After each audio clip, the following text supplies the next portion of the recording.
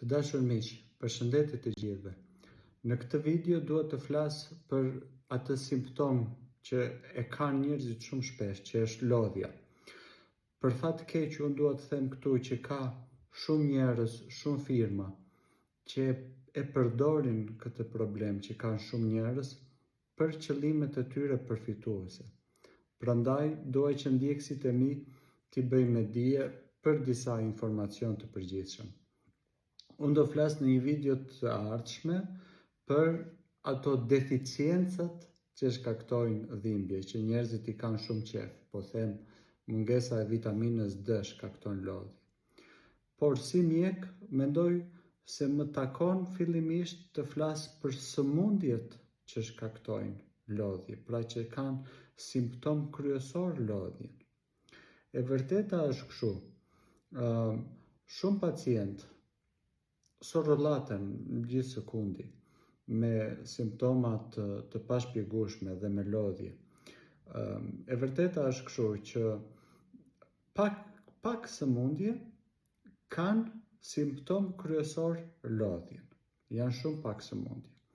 Për shembull, po them, ka insuficienca kardiake, të sëmurët me zemër kanë lodhje normalisht, por ata kanë dhe simptomat të tjera.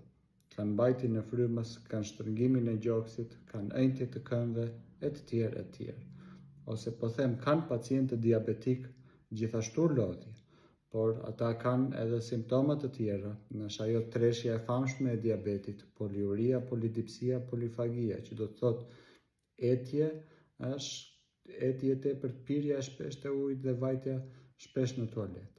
Atëherë, këtu janë 6 sëmundje të cilët kanë si simptom kryesore lodhjen. Numri 1 është anemia, dhe unë ja sugjeroj që çdo pacienti me lodhje të bëj një analizë të gjakut komplet. As nuk kushton, e përjashton anemin direkt.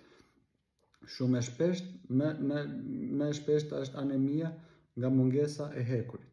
Shumë e shpesht te femrat e reja, të cilat humbasin sasi të konsiderueshme gjaku muaj për muaj nëpërmjet menstruacioneve dhe nuk arrin t'i mbulojnë nëpërmjet ushqimit atë kërkesën e hekurit. Pra kjo mund të shkaktoj lodhje si simptom kryesor. Numri 2, një sëmundje, hypotiroidizmi, që do të thotë kur gjendra e tiroides për x apo y arsye të ndryshme nuk arrin të prodhojë mjaftueshëm hormon. Gjendra e tiroides është gjendra e vitalitetit të trupit tonë, i jep atyre të tërave e qelizave të trupit, i jep në thonjza, e thën popullorshe, si farë energjie, si me thënë. Dhe simptomat janë të ndryshme dhe këtu gjithashtu, por lodhja është një nga simptomat kryesore dhe shtimi në peshë. Numri 3 është depresioni, por në përgjithësi të gjitha sëmundjet, jo të gjitha, po një pjesë e konsiderueshme e sëmundjeve mendore japin një lodhje kronike te pacientët. Pacientët me depresion nuk jo vetëm që dhe s'kan dëshirë as të dalin as të bëjnë, shumë shpesh, jo gjithmonë, mos i përgjithësojmë gjërat, por pacientët me depresion ankojnë shumë shpesh s'kan fuqi të bëj asnjë gjë. Kjo për shkak të inflamacionit që ndodh në tru dhe të problemit psiqik, psikologjik, sigurisht. Numri 4 është apnea e gjumit.